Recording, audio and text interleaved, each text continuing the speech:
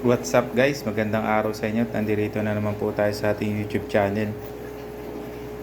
Kung saan guys, i-share ko sa inyo kung ano yung itsura na ng mga hybrid natin.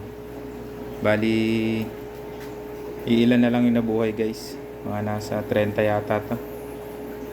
Ano? Pero medyo maganda yung kanilang pagka-breed.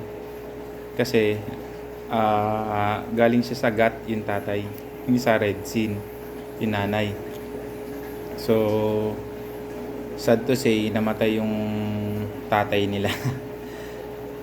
Bali, papakita ko sa inyo kung ano na sila talaga ngayon. Yan o, lagyan natin ng ilaw guys, medyo maano. Yan, so sobra naman liwanag, natural na lang natin. Yan guys o. Wala pa tong ilaw.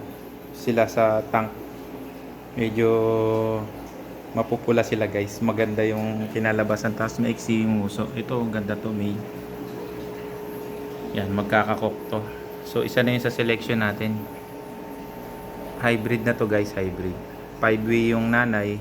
Yung isa ay hybrid gut. O gutulutom ba yun? Yan o. Yan, isa na yun sa selection natin, tsaka ito. So, meron akong tinabi na mapula. Bali, 3 yung napili ko. Ayun, nandun. Wala pa akong bakanting aquarium para maselect ko talaga to. Or ma-groom sa kanya-kanyang aquarium. Solo-solo sila. Ito, mukhang mapula to. Yan. Kaya, yan guys yung update ng hybrid natin. So, papakita ko sa inyo to pagka maganda na yung setup ng bawat isa.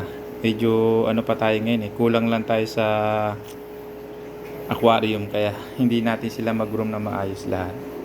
Sige guys, maraming salamat sa suporta. Yan lang yung update muna natin. Thank you guys and God bless.